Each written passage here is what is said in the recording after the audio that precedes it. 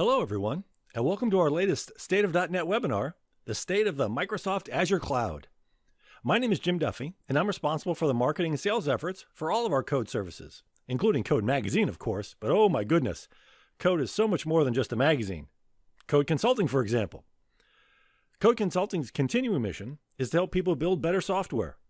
We're a Microsoft partner and provide a number of services, including building custom software solutions on-prem and in the cloud, educating developers, modernizing legacy applications, providing developer resources to augment your development team, and supporting and maintaining existing applications. Our team of expert developers and consultants are ready to help with your project. One of the very popular free services we offer, we call our free hour of code. It provides an opportunity for you and or your team to meet with our expert team to discuss anything you could use our help with. Slots are limited, so reach out to me today about getting a free hour of code scheduled for you and or your team. There are no strings, no commitment, no credit card required, just free help from our code experts.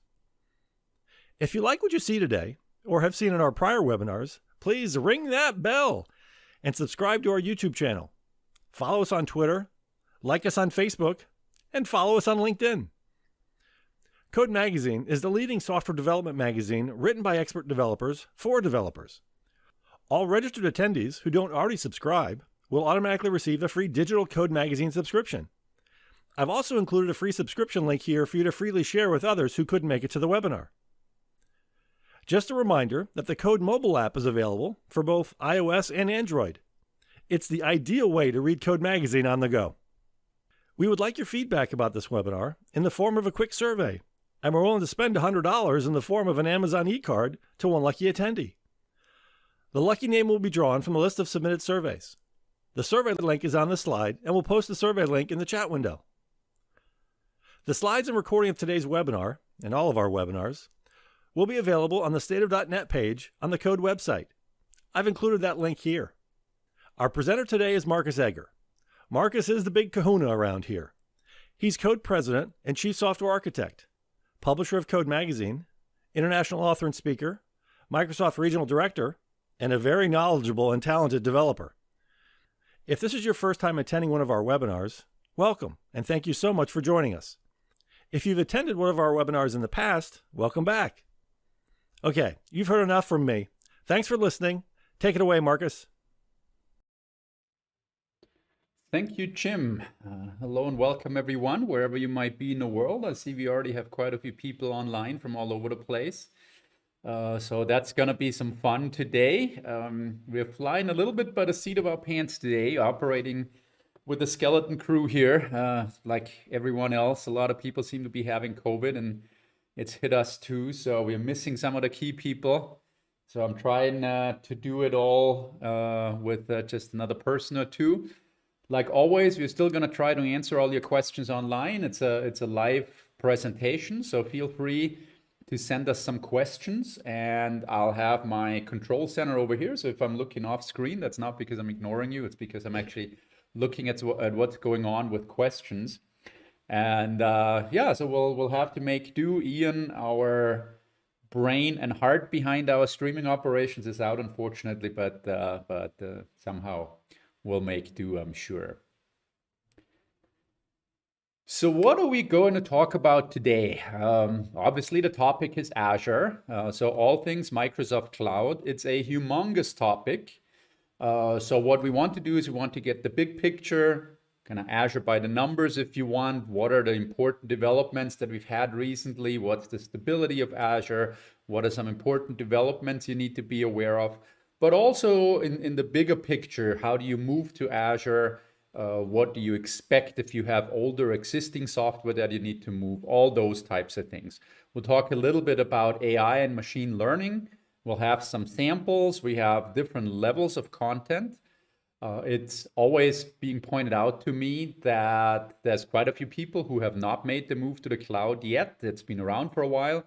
But of course, people don't get adopt all this new technology very quickly necessarily. So towards the beginning of the presentation, we'll do kind of a very fundamental thing where we take a first look so people can all be on the same page. If you're very familiar with that already, as most of you probably are, or many of you probably are, I should say, Bear with me, it's only going to be a short segment, and then we get into some of the more sophisticated stuff. And as always, I'm trying to do a good mixture of samples as well as slides and just talking through some points, because there's just too much to cover and we can often only scratch the surface. And also, Jim already mentioned that in the intro, but I do want to state that again. Consider us a resource. If you have any questions about any of this, a lot of times people after the presentation contact us and say, oh, that's all nice and good. Tell me how this applies to myself and my project. Well, if that's the case, first of all, you can ask questions while this is going on, and I'll try to answer as many of them as we go, and then I'll stick around for a bit afterwards to answer questions. But feel free to contact us at any point after the presentation. We are a very community-oriented company. We're happy to answer your emails. Little bit of a hint there. It's better to email Ian or Jim to get a quick answer. I will answer all the emails I get, but sometimes it takes me a while, to be perfectly honest. But like I always say, we're not the kind of company that's going to send you a bill for a quick email answer, or even a longer email answer. So just feel free to consider us a resource. So with that said, let's dive in and let's get started with the presentation. And the first thing I want to say there is welcome to 2030. What do I mean by that? Well, I actually mean the year 2030. Well, that's preposterous. What's the statement doing here? Well, one of the overarching themes that I currently see when it comes to development in general, but the cloud is a very big factor of that, is that we have made a huge leap forward.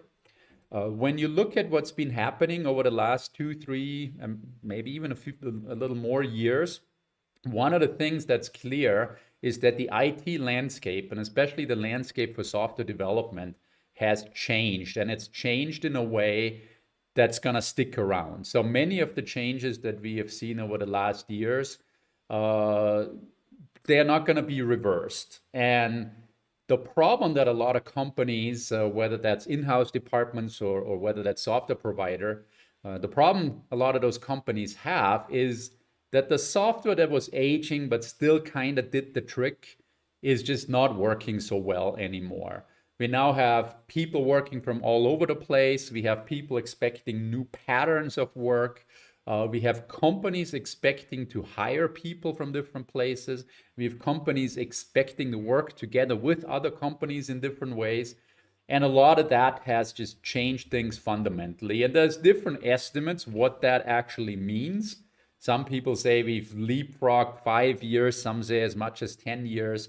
Whatever the case might be, it is clear that we have moved very, very quickly into a world that we anticipated to see maybe around 2030, which is why I picked that round date there for that somewhat strong statement, let's call it that. So what does that mean? Well, that means we have a lot of software to write. We have a lot of software to rewrite. We have a lot of software that doesn't satisfy the needs anymore. And we have about 8 billion people relying on us for that. And we have about, give or take, depending on how you count, 30 million developers worldwide that somehow have to cope with this. And long story short, we can't cope with these problems that are coming our way if we don't leverage existing infrastructure and services. And the cloud is a major enabler for this. The cloud is a major enabler for smaller organizations because you can simply play with the bigger players in ways that we couldn't before. It's a big enabler for large organizations because even for large organizations, it was very difficult to operate data centers and global distributions at the level and reliability level that we are now expecting to see. And of course, it's a major enabler for everyone in between. So that's kind of the setting of the stage for today's presentation. That's the world we now live in. And we need to satisfy these needs of the people that want both software that's secure and distributed and available everywhere. It has to be available on your PC. It has to be in the palm of your hand. We expect software to be ubiquitous. We expect it to be available everywhere. And as if that wasn't enough, of course, we expect software to be very, very sophisticated. There's very few scenarios today where we wouldn't see some kind of intelligence behind modern software. And I'll show you some examples of that in this presentation. And then the next Data.net actually completely focuses on that. So we'll just tip our toes into that a little bit today, but then talk about that more later. Today we'll focus more on the Azure side of things. So where are we at with Azure? What's the state of Azure, to stick with the title of this presentation? Now, one of the things about Azure is that I'm tempted to say that it has reached a certain point of stability. Now, that's a little bit of a strong statement when you see how many new things are coming from the Azure camp and how that wheel seems to be spinning faster and faster and faster with more and more things becoming available on Azure. But what I mean by when I say that it's reached a certain point of stability is that we are now seemingly past this mode of operation where there's a new service and then we start using that, and then a few months or a year later that service is replaced by something else, and you kind of don't necessarily start over. It wasn't usually that hard to move between those, but nevertheless, there was a lot of churn and a lot of new stuff, and you were never quite sure what the thing is that you were really supposed to use. We still have a little bit of that, but the characteristic of Azure, I think, has changed in that it's much more mature, and you actually have services that are more gradually improved. So when we talk about a lot of things today, you'll notice that if you've been around Azure for a while, you'll see the same things that you've seen before, just with a lot of new stuff added rather than completely different things. So that's good. It's a sign of a well-established platform, I think. And not to worry, there's plenty of new stuff coming, a lot of stuff that builds on top of existing things. And like I said, overall, the wheel is spinning faster than it has been in the past. It's just not as wobbly anymore, I guess, if you want to think of it like that. Now, a considerable percentage of companies at this point use the cloud for one reason or another. And I have some other slides that have some more numbers on that. And you get different numbers from different sources. But the point is, a lot of people are moving to cloud. There was kind of a first wave of adoption, small percentage of people that were the early adopters. Then there was a second wave, and a lot of people moved along in that second wave. And on the tail end of that is the COVID crisis and people working from home and people having to move onto the cloud almost in an emergency scenario. But not everybody is on the cloud yet. Of course, technology evolves at all kinds of speed. Some companies had large investments into their own data centers. Some companies simply didn't see the need for the cloud. So we do see in the market that there's quite a few people left that haven't moved yet, but it's really seeming like almost everybody is now talking about moving. So if you are in the camp that hasn't done anything with the cloud yet, not to worry, you're not alone, but it's probably good to start thinking about using the cloud in some fashion, and we'll talk about different scenarios as to how that can be done. Now, when we talk about the Azure cloud, one of the things we always get asked is, what is the market share of the Microsoft cloud? And you can look at this in a number of different ways. It depends a little bit on what you count. Is it just development stuff, the platform as a service, the infrastructure as a service?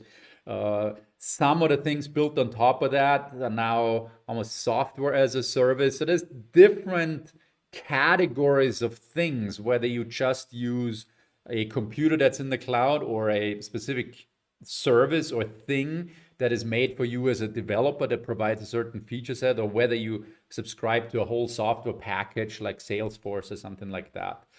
So you'll see different statistics, and I've shown different statistics in different presentations if you've been in my presentations before. But at the end of the day, it always looks very similar to this little chart that I've chosen to show this time. So AWS is in the lead. So the Amazon guys have a very, very solid offering for the cloud, and that is very, very popular on a global basis. So arguably about a third of the world's cloud needs run on top of AWS. And then there's Azure. Azure is a very, very solid second, and then there's a big gap to all the others. And I think the order that you see here is usually very similar, sometimes changes a little bit again, depending on how you count. But the bottom line is AWS, the Amazon cloud offering, is in the lead. Microsoft's Azure cloud is in second place very solidly. And those two players are by far the most important players in the cloud market.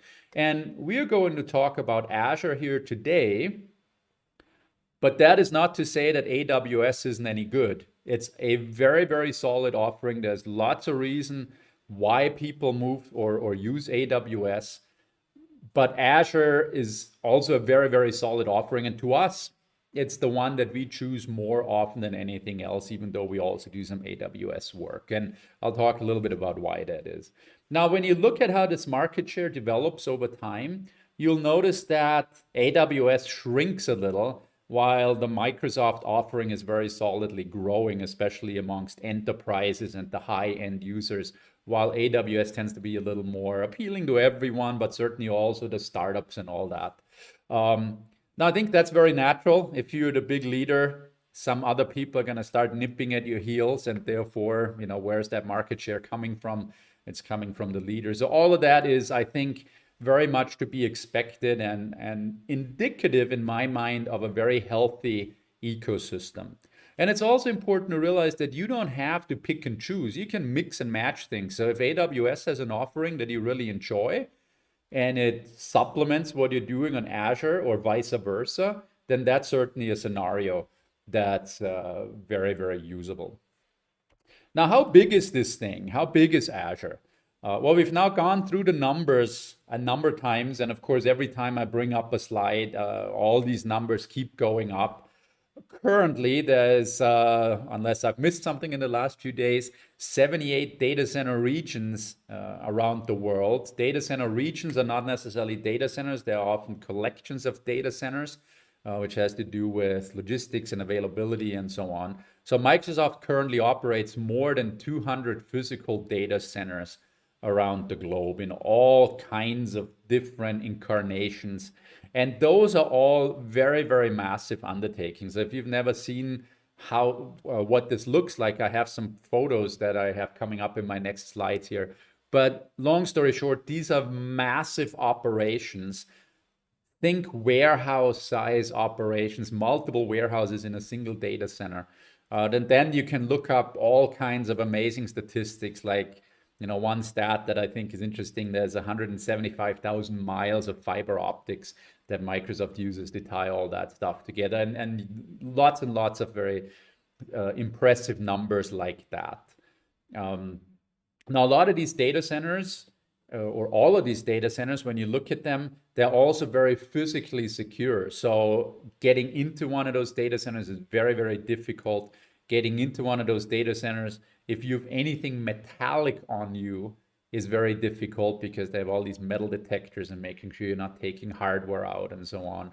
And in fact, hardware doesn't generally leave one of those data centers. So if a computer goes bad, a server goes bad, a hard drive goes bad, that is not taken out to be repaired. It actually goes into a huge shredder that is capable of shredding massive amounts of hardware. Like you could literally throw a Volkswagen Bug into one of those shredders, and I think it would shred it, is what I'm told. Whether that's true or urban legend, I'm not sure. But the point being, these are massive and they're very secure, and all of that is being taken very, very seriously. So I have a few photos here from data centers, like this is the Quincy data center Microsoft operates. And these photos are actually not totally up to date. This has probably grown quite a bit, and there's other data centers being added. Here's one in Cheyenne, which was still being built out, I believe, at the time this photo was taken. One in Dublin. I'll give another one from Amsterdam. So as you see, these are very, very large operations. And Microsoft has now become a landowner of considerable size just because of all these data centers that they operate. And that's truly mind-boggling. And they're popping up one after the other. It's literally down to where Scott Guthrie once told me he would have never thought he'd worry about how fast concrete can dry, because that's kind of the level at which they're pushing. They're really up against boundaries like that, where they're trying to push as hard and as fast as possible to add more to their current data center lineup. So truly mind-boggling developments. We're talking about some data centers that are underwater and all kinds of fancy stuff. Some of that, of course, is not disclosed to us for security reasons. And in any event, you get the idea. This is serious stuff. One of the biggest undertakings that any IT company has ever tried to do, and that's both on the Microsoft as well as the AWS side, of course. But it's impressive. It's if you ever get the chance to tour one of those data centers, which is unlikely, but if you get that chance, I would suggest you take advantage of it because it's super impressive. So who actually is using the cloud? Well, the short answer that every company always gives you is most of the Fortune 500 companies are using the cloud. So if you go to Amazon, they say something like 80% plus of all the Fortune 500 companies are using AWS. If you go to Microsoft, they'll tell you 95% or more of all the Fortune 500 companies are using the Azure Cloud. Now, obviously, they're not splitting the market. Obviously, there's a lot of overlap. And again, that's one of the key takeaways is if you start using the cloud, you're perfectly free to use different providers for different needs. So you might want to run a microservice on one cloud, and you might want to run some AI on another cloud, and maybe a database on yet another cloud. Now, architecturally speaking, there's some considerations there. You don't want to have a high-performance website where the database and the microservice that uses it are geographically and infrastructure-wise far separated because it's going to limit your performance. But very often you'll have a microservice with its data structure that does a certain thing on one cloud, and then maybe another microservice that does something else with its data structure on another cloud. So those kinds of things are pretty common. Or you might want to build your application and it mainly runs on one cloud, and then you have this AI piece that a certain cloud does really well, and you use that and combine those two that way. Okay, so large companies are using the cloud to a very large extent.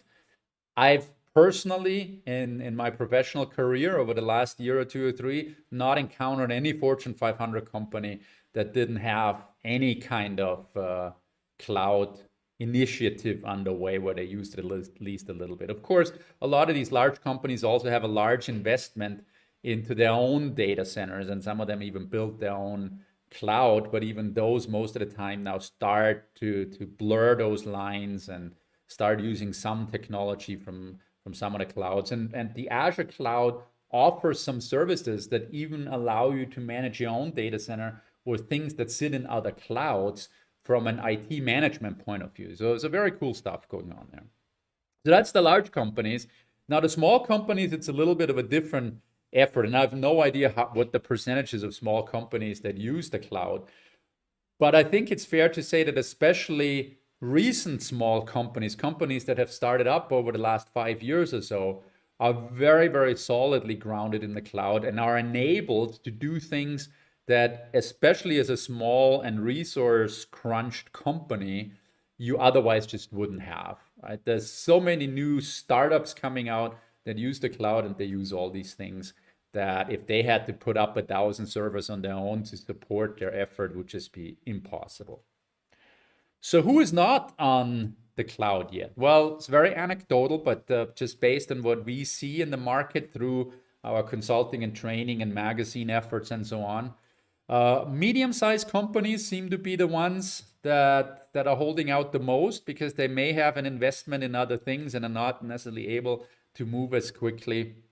So we see that. We also see some older small companies holding out because they're just, I guess, set in their ways as long as they can. But then again, this whole welcome to 2030 thing overwhelmed a lot of these small companies. And they're now often sitting there thinking, well, how can we fix this?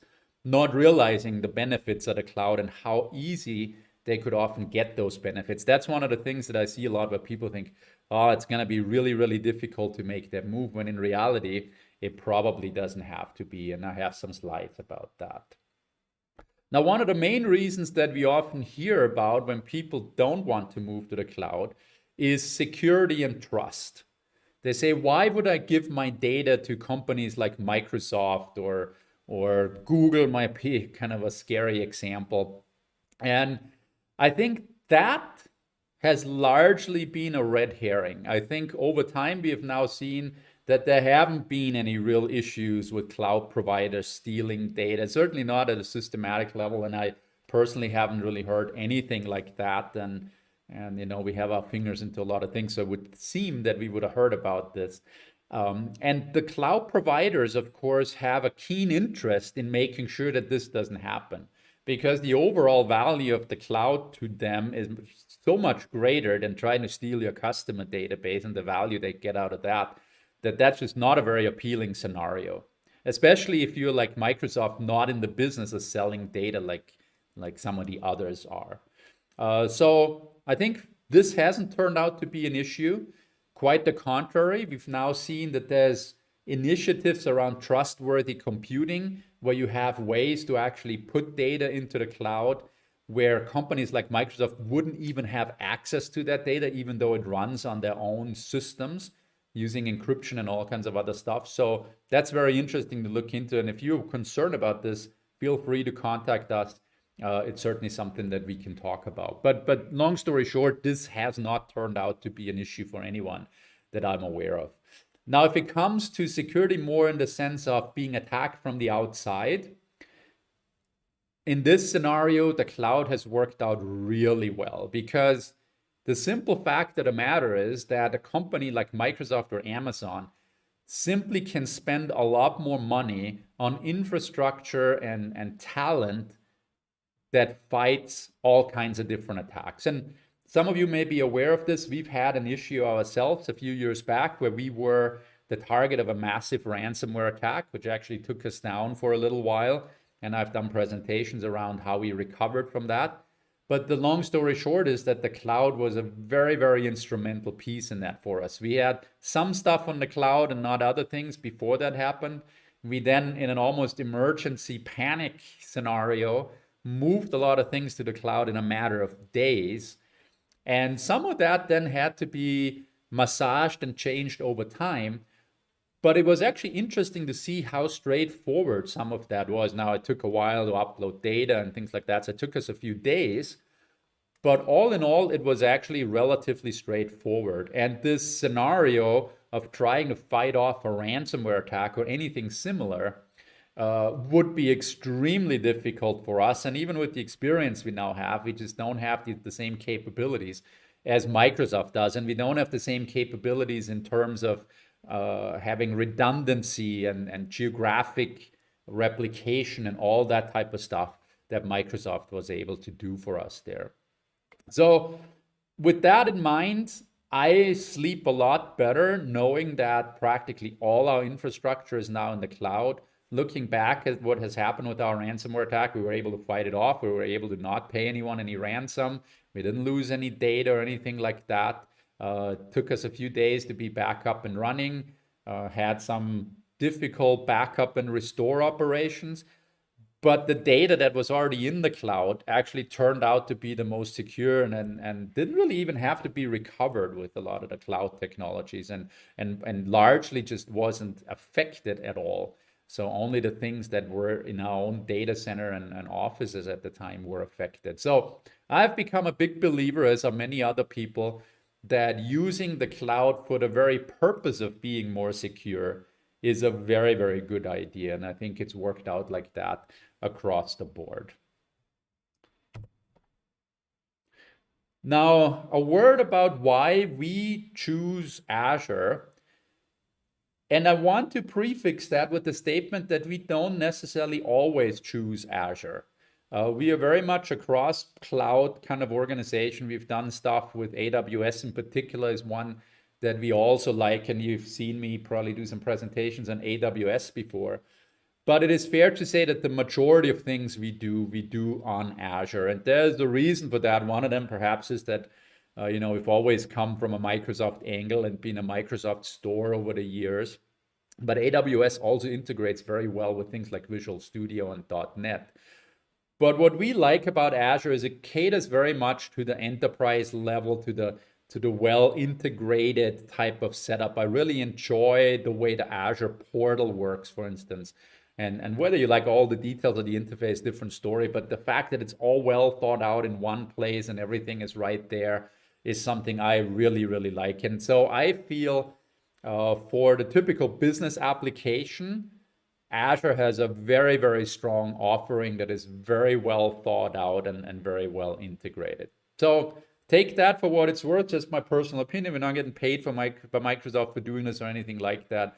It's just what our personal preference is, what we see works well, and what we see works well for our customers and magazine readers and people we see in training events and stuff like that. But don't dismiss other clouds. I've now said it a number of times, AWS is pretty darn good as well. So let's go ahead and dive into some of the specifics around Azure. Now, if you've never done anything with Azure, let's take a quick look around what Azure is like if you've never actually gone into it. And the first thing that most people do or should do when they talk about Azure is they use the Azure App Service. What is that? That's in a way, think of that as hosting your website in the cloud. It's just this thing out there that runs on a number of servers. You don't really care what that means. And it allows you to run your web app, whether that is an ASP.NET Core web app, whether that's a service like a REST-based API or a microservice, whether that runs on Linux or whether it runs on Windows or whether it's an older style .NET application, all the way back to web forms, or whether you're a PHP guy or whatever. Microsoft really doesn't care. This is not just about .NET. This is for everyone. Okay, and that's in a way the most fundamental thing from a developer's point of view that you can do on Azure. Now let me just show you what this looks like, and I've already logged into Azure here. So what we're looking at here is the Azure portal. If you go to portal.azure.com, this essentially is what you'll see. And if you don't have an account yet, you can sign up for an account for free. Doesn't cost you anything. You'll probably be surprised to hear, if you've never played with any of this, that quite a bit of stuff on Azure is completely free of charge. So if you were to create a website that you needed hosted somewhere, you could go here, you could say create a new resource, and then in here you can pick what kind of resource you want to create, and you'll find literally hundreds of things at this point that you can do, from creating websites to creating databases to all kinds of stuff. Now, if you're familiar with this, you're like, oh, okay, get along with it. But just to show people that have never done any of this, how easy and straightforward it is. So we can search in here for different services.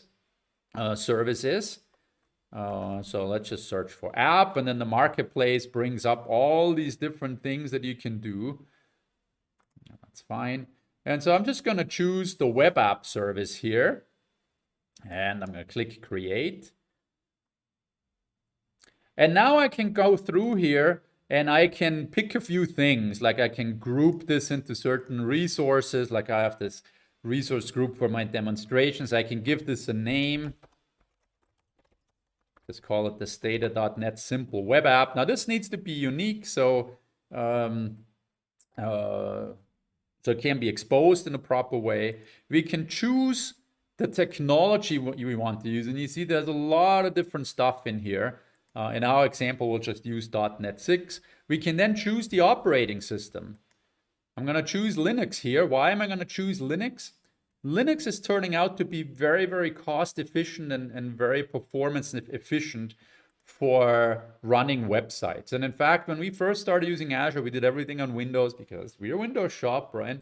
And then with .NET Core, of course, it became much more feasible to target Linux.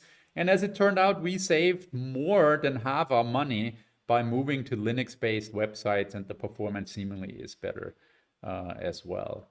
We can then choose exactly the size of the machine or the resource that we have. Often this is not really machine specific, it's just, I want this much power. And then I can go ahead and just click create. And this will now provision a scenario behind the scenes where we can create or where it creates for us this web application that Azure is running for us. And so this is going to take a moment. While this is going on, actually I think it already completed, but while this is going on, what we would do on the back end, we would simply say create a new project, and we would pick an ASP.NET web application, just whatever, pick that and name it something, doesn't really matter, and just create a simple app. So this is the same app that you would always create using .NET Core is just one example. And of course, I could now fire this up and see what it does. Not surprisingly, this is the default template that we always get. And the point I'm making here is that it's really not technology specific, right? You can host just about anything you want in Azure. And somewhere this is going to start up. Here's our awesome web application. You've probably done this a million times. And in the meantime, our deployment has been completed here. So now here is like standing up a whole new web server for us that has all kinds of benefits, very manageable, very scalable, and so on. And it even created a default URL for us, although we can change that. And here is this website just kind of parked waiting for something to happen. Now we could now target publish to this, and there's different ways of doing that. One of the ways is to say, give me a publish profile. And this will download this publish setting file. And we can now go back to Visual Studio. We can click publish here. It doesn't yet know where we want to go, so we can say import the profile that just got created. And so I'm going to go into my downloads and pick that profile and say finish. And now we have everything we need to connect to Azure. And we can go and we can click publish here, and it'll go and compile and package it all up. And then we got some error. Build failed. We can do that again.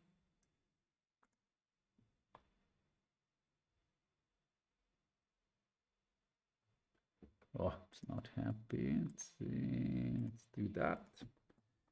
The publish profile included a few different ways of publishing. In this case, we're publishing, should be into a Linux-based distribution. Let's see what it does. I might have picked something wrong, but we'll see if it goes through.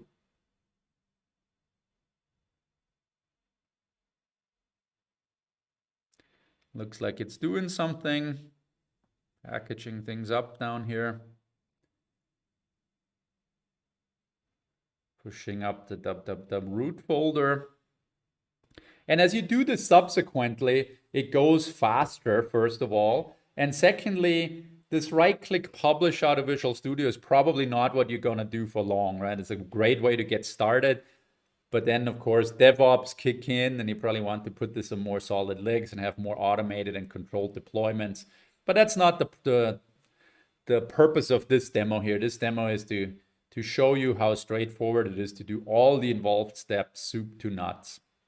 And now it's distributing Bootstrap and all these things that for the first deployment it needs to do, and then subsequently doesn't have to do every time anymore. And I think we should be almost there.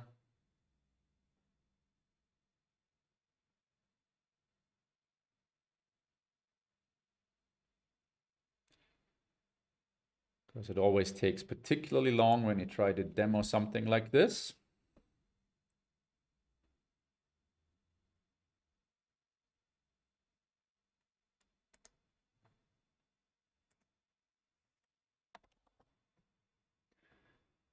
Okay, come on.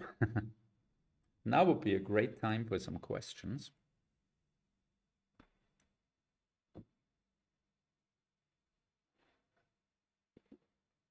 And I'll give it a little bit longer if it doesn't finish soon.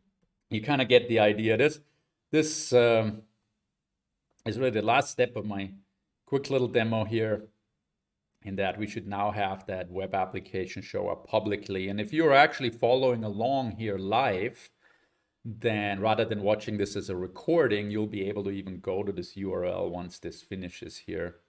Apparently there's a lot in the CSS folder here for Bootstrap that it's trying to shovel up while I'm also doing streaming. So maybe we'll return to that in a little bit. But long story short, this is essentially what it takes to create a new application, both in terms of the development experience as well as the IT infrastructure experience. Because when you think of all the things we've now done, we started from scratch without having a server or anything, and provisioned everything in a relatively short amount of time, assuming that this demo will finish sooner or later. Yeah, it's done with the CSS, now it has the JavaScript, and in any event, we'll return to that in a little bit. So that's an Azure App Service. It enables you to run your web application. It enables you to run anything that's kind of HTTP based at a very rudimentary fashion. It's a step up from having somebody provide you a box in a data center somewhere that's co-hosted and just operate it for you. Except when I say a step up, I mean you don't have to worry about updating it. You don't have to worry about backing it up, all that type of stuff. There's a question online. Does code typically use the highest level service, or do you tend to start with VMs and manage everything you would in your own data center? Well, we try to avoid VMs because we try to avoid that very task of having to maintain our VM, update the VM. The VM consumes a lot of resources even when it's not very busy. It's a cumbersome and expensive way to go. So if you're using a service like Azure App Service or some of the higher level services that I'll show you here in a moment, you sidestep all that. It usually works better, it scales better, because what do you do if all of a sudden you discover, darn it, we're really busy and we need, rather than one server, we need 10 or 100? Well, then you're provisioning all these VMs and you're spinning that up and you're figuring out a way to load balance that. And none of that you really need to do because it's already provided for you using things like app services and many things that build on top of that. Oh, and here is our deployment finally done, and presumably, see what Visual Studio said. It succeeded. So we should be able to go to this, and it's actually not refreshed. Well, in any event, you get the idea. This is the steps that you normally go through. So yeah, so we absolutely use this. And also, this service is very fundamental. It's kind of the entry-level service. But at the same time, it's a service we do use every day on almost every project we do. A lot of people will make you believe you have to use all this amazing infrastructure with these really high-level services, and often you don't need it. I did a State.NET just on architectural thoughts, and one of my key architectural thoughts that I often like to share with people is you don't need to use all the really expensive high-end services just because Microsoft offers them and likes to cater to the largest of the enterprises. This service, while simple, is one that will be useful to you almost every day. Now, a question online is, if a platform as a service offering is updated by Microsoft, what is the best way to see if anything has changed recently? It's an excellent question. And every time a presenter says it's an excellent question, it means he doesn't have a good answer, right? So that's kind of true here. Azure is almost, it's the proverbial drinking from a fire hose. There's so much new stuff being rolled out on a day-by-day basis. It's impossible to keep up with everything. It's almost like saying, what's new in the Windows app ecosystem, right? There's no way to keep up with everything that every company is doing. Probably one of the better ways is to look at some of the blogs. There's an Azure blog, and then of course the .NET blog relates to Azure a lot. And then some of the teams within Azure, say you're using SQL Server on Azure, has their own blogs. And so you can stay up to date with it like that. But it's a task. Now, most of the time, you don't really need to know. If you have something that's up and running, it'll keep running. It'll get patched. If there's a security problem, Microsoft will take care of it for you. So you don't have to keep up to date with it as much as if you were running your own stuff. Okay, so that's important to realize. So anyway, let's move along here, because this was kind of the basic of the services, and we've talked about that. Related topic to this is kind of interesting, static web apps. In fact, the eagle-eye observer may have seen a checkbox, and I went through my example there where I could have chosen and ticked the checkbox for static web app. What this is a type of web app that runs highly efficient in that all it does is serve up static content to a caller. And that often works very well if you're building an app that's a single page app, the Views, the Angulars of the world, React, that really just download HTML and then run everything on the client. If you have that, then of course the server resource can be managed highly efficient, and that's what a static web app is for. And one of the things that's nice with static web apps is it has a very, very tight integration with GitHub. So if you're using GitHub, as more and more people are, and GitHub's becoming more and more integral to this developer experience, you can just push your content into a certain branch in GitHub, which triggers a webhook and then automatically deploys as a static web app, and it's a very seamless process. You can, by the way, do something very similar also with other types of web apps, like the one we just created.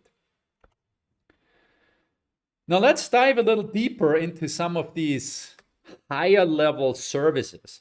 And one of them that often goes overlooked is Azure Functions. What's an Azure function? Well, if you read the docs or if somebody tells you about it, they always tell you it's this serverless thing. At which point people say, what? There's no server? How does that work? Well, that's not what it means, actually. Serverless is kind of an odd term in that sense.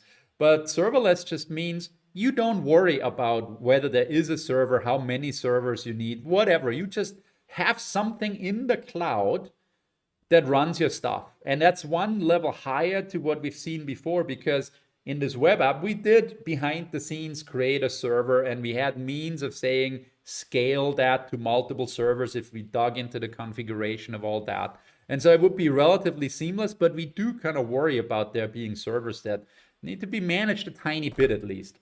Serverless means you don't worry about that at all. You just hand it over to Azure and say, do it. And if I need more oomph and more processing power, Azure will just take care of it. And I'm not worrying at all about how many servers there are to make this happen. So Azure Functions is kind of the key of this. And if you're in the Amazon world, this would be Amazon Lambdas. And it's kind of really cool. So you can go into this portal, and just like we created a web app, you look for functions and you say create a function. And then you can either create individual functions just as scripts there, or you can actually create something like a Visual Studio project or use some other development tool and then publish into the function. So at the end of the day, it's not all that different from what we've just done, except of course, functions are usually made for API calls, for microservices, for things that need to run on a schedule. And that's where functions really shine. Functions respond to something that happened. Right? So functions respond, for instance, to a timer event. I want to do something every day at midnight, run this. Or it could respond to an HTTP request, which is, that could be an API call, right? So it's perfectly feasible to implement REST-based APIs, as an example, using Azure Functions. And the cool thing is it's all managed for you. It scales up, it scales down. You can go all the way to 0. So if you have something that needs to happen once a month or once a week, this is awesome because it goes to 0 and you're not paying for it while this thing doesn't do anything. The downside of functions is, excuse me, when it scales to 0, the next time it gets hit, there is what we call a cold start penalty because things have to start up. Microsoft doesn't keep it running and in memory while this is not being used. So this cold start penalty is a little bit of an issue with functions. You can keep functions running, but then of course you're not getting as much of a cost benefit out of them. But it's a very, very interesting feature set and very, very powerful because it has all these different ways of triggering functions. And so we have some microservices, for instance, that need to run every day at midnight.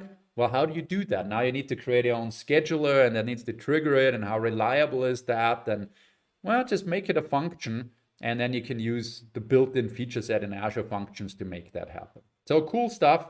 Encourage you to check it out.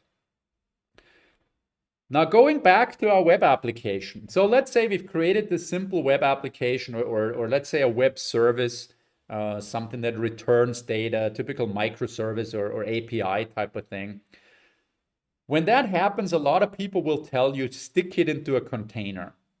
A container being this self-encapsulated thing that's almost like a small virtual machine for your app. It has everything that your app needs containerized. And what we're talking about there is Docker containers, is the technology that's used for that. And Docker containers have been around for a while. They can be used in any number of ways. There's the Docker orchestration, the Docker container registry, all kinds of stuff.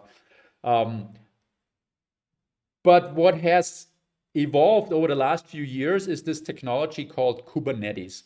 Kubernetes is a way to manage these containers. So the way you go is in Visual Studio, you create your app, You enable Docker support, which is one of the check marks I unticked in my prior example. And that compiles a Docker image, a container image for you that you can then deploy. And it's guaranteed to have everything you need. And it solves this problem of, oh, it runs on my machine, but not on yours. Everything is in that container. And then you deploy that container, and then Kubernetes can do things like instantiate 1,000 of them if that's needed. And that's really, really cool. And Kubernetes has turned out to be the winner in all these container orchestration scenarios. So that's the technology that everybody uses. But Kubernetes has the downside that it's kind of a pretty heavy hammer, right? It's something that you need to understand. It's something that you need to manage. It involves a Kubernetes cluster. That means you have a number of things running, which is certainly more expensive than the app service we just did. Now, if you're an enterprise, that's all fine because you need large scale anyway, and that's going to cost some money. But it would be nice to get some of that and not have to jump through all these hoops and take on all these expenses. And that's what Azure Container Apps is. It's a new solution. It's been around since build a few months ago, is when it became a released version. And it takes everything in Kubernetes, it builds on top of Kubernetes, except it abstracts a lot of this stuff away from you and just makes a nice container solution that can scale up and down and just has a few settings that you can choose. Scales down all the way to 0, meaning if you're not using it, you're not paying for it. Has a little bit of that cold start penalty again. But it's a good solution for that sort of stuff. And if that becomes too small for you, you could then always take it into a real Kubernetes cluster and use the Kubernetes APIs and all the management tools. But this, for most container solutions, is really awesome. Now I have another sample here. And in this example, the wait states that we have when deploying are far worse than in the previous example that I've just shown you. So for this reason, I actually went and I sat down yesterday and I recorded this example. So let me run this recording for you now to see me do that. So here we are in Visual Studio. I'm using the latest preview version of Visual Studio here. You could, of course, use any other tool of your choice like Visual Studio Code or many others. But Visual Studio, as in the full version, really has made a big comeback in this recent edition or recent version. So that's what I'm going to use here. So what we're going to do is we're going to start a new project. And this could really be any kind of project that you're building that would run as any kind of web type of application. In this case, I'm just going to create an ASP.NET Core Web API app. And I'm just going to call this data.NET container. Stick it in my test folder. I'm going to pick a few different things here. I'm going to use .NET 6 as you should use at this point. No reason to go back to .NET 5, as you know. Very compatible with 6. You should always pick 6. I'm going to leave some of these things in place. HTTPS is fine. We don't need OpenAPI. We're also going to create something very simple so we don't need to create controllers. But all of that really has nothing to do with container apps. I'm just going to create the simplest example possible. Now, what is important, however, is that you enable Docker in here. Now, this implies a few different things. Most importantly, that you have Docker installed on your system. Now, that's one of the little flies in the ointment that we still have that makes containers a little bit out of the ordinary, because you need to install the Docker desktop app and you need to configure your system to run that. So if you don't have that installed and you pick this, Visual Studio will ask you to install this and basically trigger the install. If you're agreeable to that, it'll then download Docker Desktop. Docker will then ask you during the install whether you want to run this on the hypervisor or on WSL2, the Windows subsystem for Linux, which is what I choose at this point. It's kind of the most modern way of doing this. And then once that install is done, you can start using that. So the first time around, that may take a little bit. And like I said, it's a little bit of a fly in the ointment.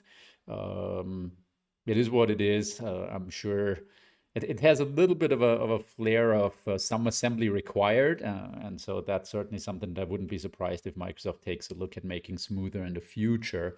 But for now, that's just something you got to be aware of, but it happens pretty much automatically.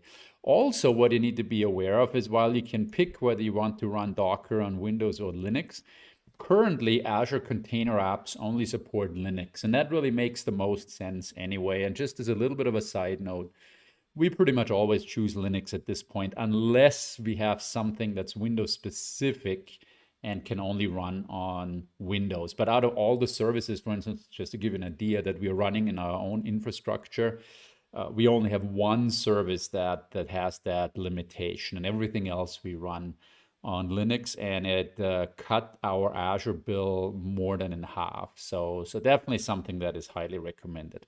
In any event, we're going to go ahead and we're going to create this application, and this creates the typical ASP.NET core API, web API type application, in this case using minimal API. So we just have a program file, and in this program file we just fire up the app and we respond to a /weather forecast request. So this is the standard sample that's always used, and this could be anything, of course. Now also you'll see that we have a Docker file in here. You don't really need to know what that means, but this is basically the build instructions for Docker to create a Docker container. So if I just go ahead and I run this, you see it defaults to run within Docker. So when I do this, it starts to build this application. And it then opened up here on my other screen. So let me bring this over here. And so as I go to this URL /weather forecast, it just goes and it runs the sample app and returns the data JSON serialized, which raw looks like this, but we can look at it parsed here in our Edge browser like that. So nice, so that works, no big surprise. What is a little bit unusual here is that this just ran within Docker. So if you've never done anything with Docker, you may not even really see a big difference here, but what's happening in reality is that this whole thing got packaged into a Docker container and now runs inside the Docker container using Linux. And so it's just an app virtualization mechanism that works on our behalf there. And we could now do a number of things with this, including deploying it in different ways. So we could either deploy it natively to Docker, we could deploy it to Kubernetes if we were really into all those details and we knew how Kubernetes works and we wanted to use the Kubernetes API. And all those things really that were the most likely things that we'd have to do without Azure Container Apps. But since we're using Azure Container Apps, we can now go in here and we can choose Publish. And now we pick Azure as our publish target. And then we pick Azure Container Apps as our specific target in this case. And this is really the first step where my demo here diverges from any other containerization demonstration, in that we go into the specific Linux-based Azure Container App. And as if you've played with this a little bit earlier, you know that this used to be in preview. This has now been removed. It's now a regular version. So we go ahead and it says, okay, well, what Azure subscription do you want to use? I have several, so I can pick one. Now we don't have a container app created yet. We could go into the Azure portal and do it from there, or we could of course use the Azure CLI. That's I guess in the professional world, one of the most common scenarios where we have a command line interface and we do it from there. And of course, all of that is supported for Azure Container Apps. But for now, we'll just go in here and we'll use the UI, because why not? So we'll give this a name. We'll call this the Stata.NET container. And it always wants me to do all lowercase characters here. We can then use a certain resource group, and I'm just going to use this one. We can then also create a container environment, which is kind of a boundary around multiple containers, basically. We'll call this Stata.NET container environment and put it into the same data center. And we'll find with this. And then we click create. And this takes a moment now, as it creates this container app in the background. So this now goes out and it does everything within the Azure portal to create this container application. Or again, you could do this through the CLI. Takes a little bit, especially the first time around you do this, so bear with me here. And there we go, our container app got created. And what this basically did is it created, if we want to think of it this way, a container image that contains everything that this app needs to do in a containerized version. Now, the next step is we also need a container registry. A container registry is where all these container apps go.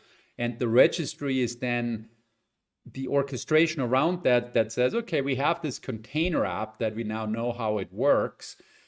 And as needed, can we create instances out of that? So if somebody hits that, maybe we start up a first instance, or maybe we have too much traffic, then the registry knows how to create multiple instances and scale it and so forth. So again, we don't have that either. So we create a new one of that as well.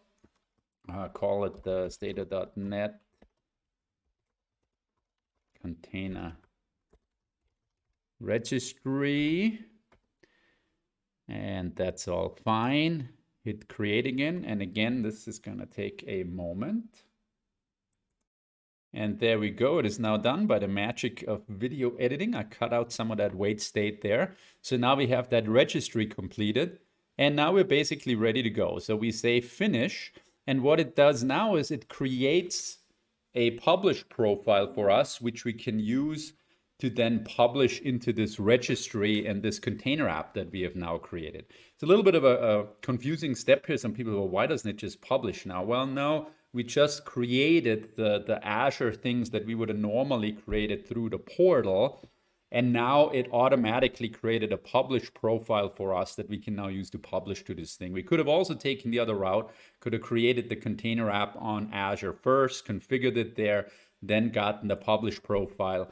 And now we can go ahead and we can publish from within Visual Studio. So it's now pre-configured with this new publish profile, and we can now hit publish, and it goes ahead and it actually publishes this to Azure. And we can watch how this goes. We have all the different settings in here. Now, of course, we could go into the Azure portal, which in fact I will do at the same time here while this is going on. I'll bring up my Azure portal here. And we will refresh this and go to the correct resource group. And here we now see these different things that Visual Studio created for us in our Azure environment. And we could now drill into this. We could set different settings. We could do things like the scaling. We could set things like domain names, security setup, and so on and so on. But in our case, we just happen to do that out of Visual Studio, and we're now publishing directly out of Visual Studio. Again, the publishing directly out of Visual Studio is probably not the most likely thing you'll do in a large production environment. You're probably using the CLI. You might actually publish into or push your code into GitHub and then use GitHub Actions to pull this information out of GitHub. But this is certainly one way to go for playing around with it, for doing smaller things. It's not like you can never use this for production. So smaller things you can certainly do like this. And again, it takes a little moment the first time you do this. Second time around, it'll go, or subsequent times, it'll go faster. And also, as you publish multiple times, by the way, it will create revisions and snapshots, so you can revert to a prior version of a container and so on. But in any event, we now have this Azure container app running, and we can now go and we can hit our weather forecast, and you see that this now runs in the cloud. If you were to type in this URL right as I am doing this demo, you could see this now publicly. The URL, by the way, is just the default one that it created. You can configure that through the Azure portal or through the CLI. But long story short, we've now created an Azure container app from start to finish, including everything from the Visual Studio project. And again, you could use any type of Visual Studio project you want, all the way through creating the Azure resources required for this. And there's very, very little compared to a Kubernetes setup. As you saw, we provided a few names. We didn't really have to know very much about all of this. And that's really one of the main benefits that we get out of this. And we could now take this and we could say, okay, well, we've outgrown this. We really want to use a Kubernetes API. And then we just go seamlessly into Kubernetes, because behind the scenes, it's all based on that. But for the majority of users, this is probably exactly what you need. So it's a pretty exciting new feature. one of the cooler things that's come our way in a long time, I think, or one of the things I've been really waiting for as far as Azure services go. Okay, so that's my pre-recorded demo for the day. I think you saw it. There were 2 instances where I cut minutes out of it because the first time when this gets deployed, it actually takes a while. But this is cool stuff. To me, containerization is very, very exciting. And what Azure Container Apps is now doing for the first time, it really makes containerization available for the majority of types of applications without incurring that massive overhead and maintenance and in setup and orchestration and all that. So that's why I spent quite a bit of time showing you this. And I always have to pick and choose the features that I want to show. But this to me is one of the more exciting things for the vast majority of developers that has come out of that kind of fundamental Azure environment in quite a while. Now, as I mentioned, this is all built on top of Kubernetes.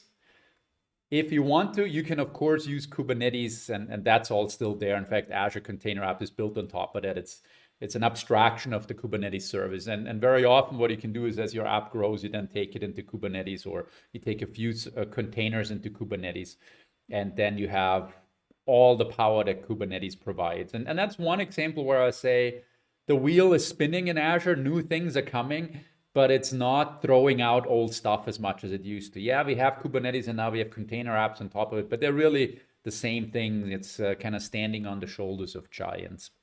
But Kubernetes, of course, is still there. I did a session previously, a State.NET on architecture. We talked quite a bit about Kubernetes architecture, when to use it and when not. It's a very, very cool thing, very powerful.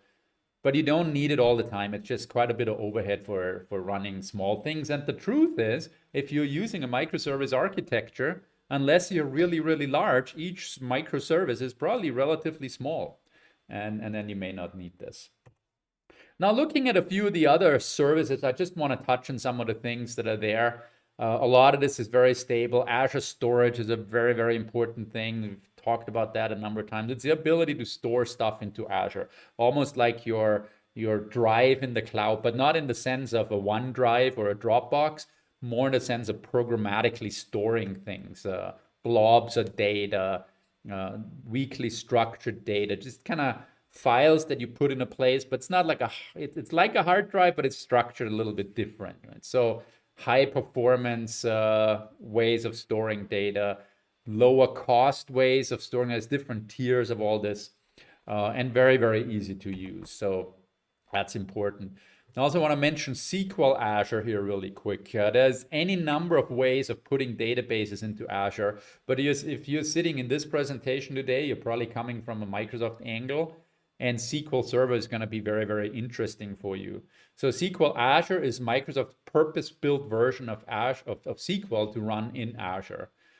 You can also take and use SQL Server on Azure, which is essentially moving it into a virtual machine, which is often a very simple way of moving into Azure quickly. And that's what we did when we got hit by a ransomware attack. We moved all our data into SQL Server running on Azure.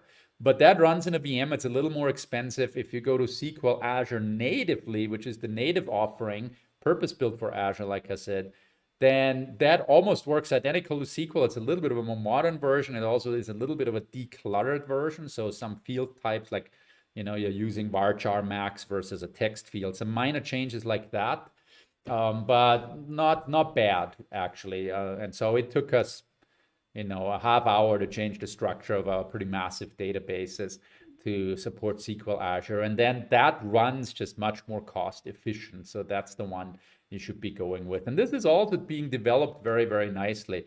Lots of cool features in there. One of the nice cool features that was added recently is ledger support, which essentially means having a blockchain type of system within SQL Server if you have immutable data that needs to be very trustworthy. So rather than using an Azure blockchain service or any other kind of cloud-based blockchain service that does nothing but blockchain, you can actually now kind of use that baked into SQL Azure, which is a very nice feature. And blockchain is not the flashy buzzword type of feature anymore, but it's kind of gained momentum quietly now and is being used for more serious things. So that's kind of cool. And talked about that. An alternative database, and there's many, and Microsoft supports third-party databases like MongoDB and all kinds of stuff on Azure. But an alternative offering from Microsoft is Azure Cosmos DB. It's a NoSQL database built specifically for the cloud, serverless, scaled basically infinitely, and geo-replicated, and it's very cool in that you can access it basically where it looks like different things, like it may look like a document database, but then you can also access it like more of a SQL type database. Pretty cool offering, actually, something that we use a fair bit, I would say. And that's an example as we're moving up the ladder now, going to kind of higher and higher level services. Now, there's no way I can give you an overview of all the different services that are available on Azure for developers, because there's now basically too many. So these are all still very, very specific. Now, in addition to the services that are useful for us as developers to use and run something, of course, the cloud also does other things for us. Like GitHub, for instance, is a cloud offering that provides us stuff that helps us develop rather than run stuff.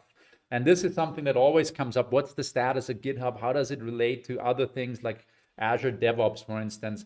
And I added this slide here because I wanted to make the point that GitHub is very rapidly becoming the center of the development ecosystem. Everything revolves around GitHub.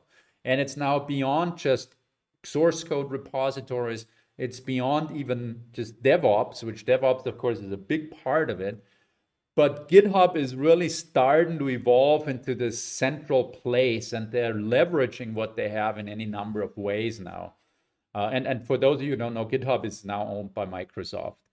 And one of the really cool things that came out of GitHub is GitHub Copilot, which is now available. In the last State.NET, I did a presentation, I had a demo on using GitHub Copilot, which is an AI that is trained on this ginormous code base that GitHub has and uses that knowledge to help you create code. So if you want to think of it like that, it's IntelliSense on, all the way turned up to 11. So if you're interested in that, or even if you aren't, I recommend go back, look at that demo I did at the last State.NET. It's just a few minutes long, but it blows your mind as to what this thing can actually do and how wickedly smart this is in helping you type. So a lot of things that in the past you went to Stack Overflow for to find how did other people do this, you don't even need that anymore. Often you type a method name and it kind of knows what you do and it makes suggestions as to how you want to do it. So mind-boggling. I recommend you check this out. Another example that's coming from the cloud that helps us developers is currently in private preview, and it's called Microsoft DevBox. This, in a nutshell, is the ability to run a virtual machine in the cloud that is your developer machine.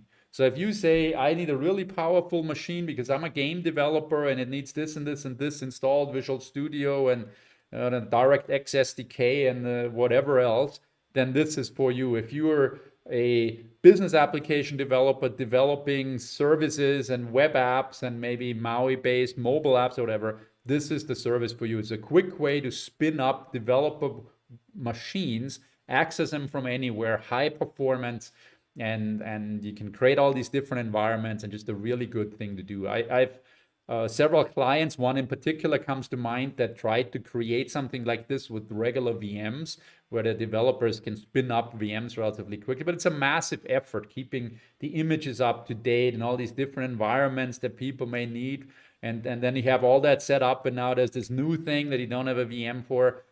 This is going to solve all of this, and I think it's going to make this much more feasible and just so much easier to set up a VM for a developer to work on going this way.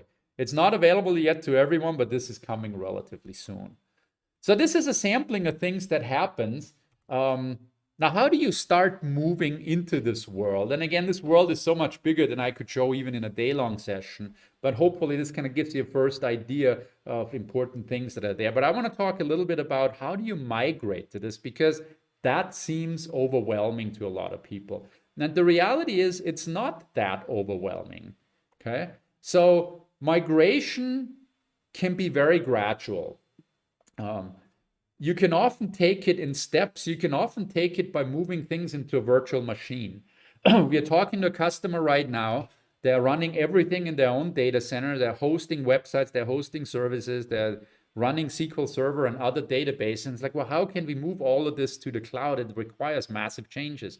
Well, no, not really. We can take that and stick it into a virtual machine and move that up as a first step. And same with the database, same with the services, same with the web apps and so on. And then you gradually start. Maybe you're starting to move SQL Server into SQL Azure. That's probably very easy, and now you're more cost efficient. So that's really, really cool. Migrating apps that are web apps, that are services, microservices, REST services, is generally quite easy to do, as it turns out. So that's certainly something that helps. Microsoft also offers hybrid scenarios. Microsoft's really good at that, where maybe you put some stuff into the cloud, but you're still wanting to hold on to the database, running that in your own data center. Microsoft supports that as well. And so there's different ways of doing this. And the key takeaway here is it's probably not as hard as you think. And like I said, we had a pretty sophisticated environment that then got taken down by this ransomware attack a few years ago. And all of a sudden we had to take this plunge, and we're kind of like, this is going to be hard. We could do it in a matter of days, which really blew my mind. And yeah, it was well architected and all that, but it was much, much easier than we thought. Now, of course, if you want to take this to the logical conclusion, you're building something that's cloud native. What does cloud native mean? Cloud native basically means you're building something architected for the cloud with all these amazing services in mind that we've now started looking at a little bit. Okay, so the things you're building are fundamentally built on cloud concepts, serverless computing, the way you call services, the way you use things like AI, the way you use databases that scale, all that type of stuff. If you're doing it the way the cloud wants you to do, you're cloud native in simple terms. And that's your ultimate concept now, or your ultimate goal. But it's a concept that you don't have to swallow whole. It's something that you can use in chunks, so you can create additional things to your existing apps using this cloud native approach, and then you're gradually moving into that more and more. And so if you have the typical conventional apps, maybe even Windows apps, you can probably use this stuff. And in fact, I want to show you something that we are actually running in our real world environment. So this is software that I'm about to show you here, that we are running in-house at Code. And we're using this for all kinds of stuff, like managing magazine subscriptions, managing events like this current Stata.net presentation and who signs up for it. We manage all our customers through this. We manage all our articles through this. And so I can go into this application here and dig into this article system. And so, for instance, I could go in here and do something that's relatively conventional and look at, say, articles that we have in our database that were published by a certain author or that were published in a certain magazine. And by the way, this whole application that you're seeing here doesn't necessarily look like this, but it is actually a Windows Forms application. It's an application that's evolved over 20 years or more, okay? And so in this app, I could now go in here and I could do something like this. I could look for our articles that were published in the, whatever, NoSQL database category. Now, in this case, I'm not actually looking for a category called NoSQL databases, but this is just a single text search that we have here. Now, when you think about this, it's what everybody wants to do, right? You go to Google and you have a single text box and you search with that. But when you think of how do I implement that in my own application, it's actually a difficult thing to do, because what you want is you want something that isn't an exact text match, but what you want is an intelligent search that returns the most likely thing that you looked for in the order of significance. And so when we look at what came back here, is we see now all the different articles that we have in our database from Code Magazine that had something to do with NoSQL databases. And it can be something different. Like here, what's new in Raven DB 2.5 is something that came up. We published that back in 2013. And that's a 12% match for what we wanted. And we could now dig into that, and we could look at what's going on in here, and we could look at the actual magazine content. And yeah, it's kind of a cool application. Doesn't look too bad, even though it's a WinForms app. Even does a few funky things like different themes and so on.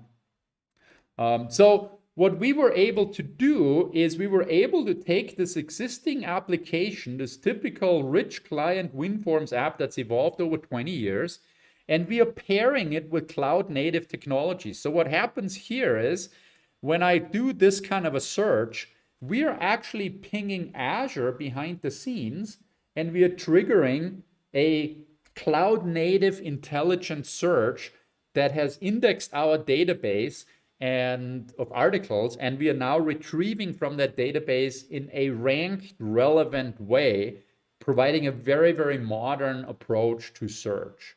Now, how does this work exactly? Well, when we go into our portal here, we can look for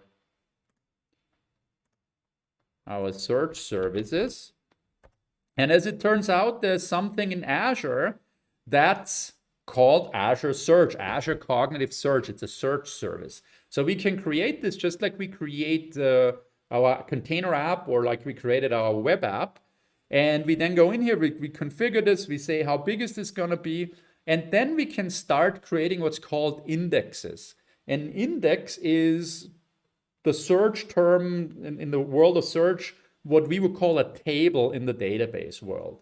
And so we start sticking things into this search, and we could actually go in here and use this search explorer and start looking for things. So that's the wrong one.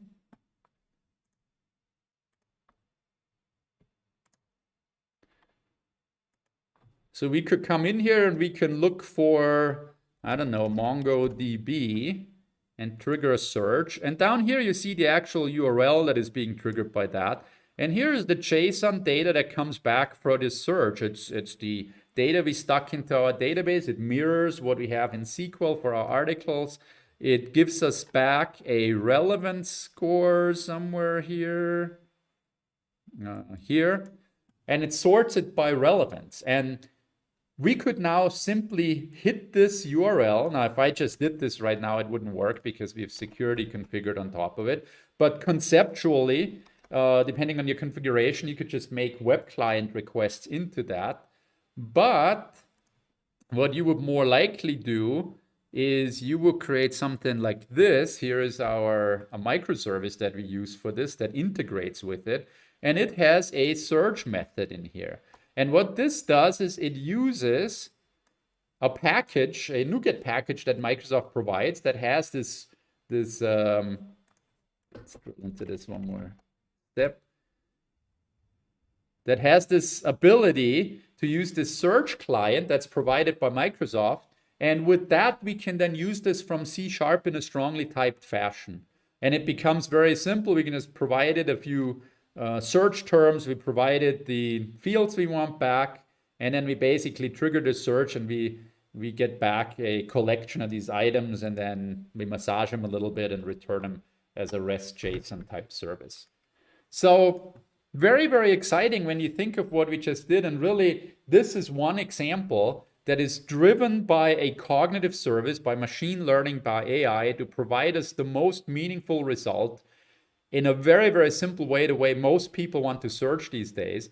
And I'm hard-pressed to think of scenarios that couldn't benefit from this when it comes to business applications. Anything that has to do with data searching, I should probably be able to do this. And this service allows me to tweak this. It allows me to say, when somebody searches, then the title is more important than the category, or whatever the case might be. So very, very easy to use service, and very, very powerful. And so that was one example that I wanted to show you, where you can take gradual steps to make a real world old application take advantage of these cloud native technologies and gradually move them more into a cloud native type of scenario.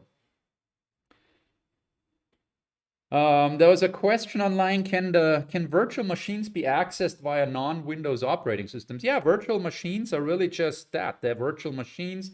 They can expose HTTP traffic endpoints.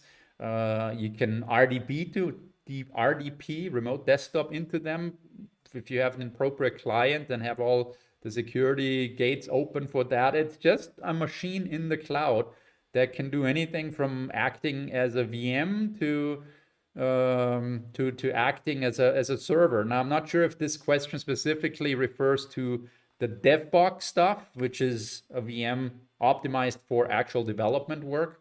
But yeah, you can then also access those from anything you want, including mobile devices. If you had to look, you're probably not going to do a lot of development on your phone, but if you had to look something up, you could probably connect to it as well. So that's a lot of stuff there. I'm already way over my time again.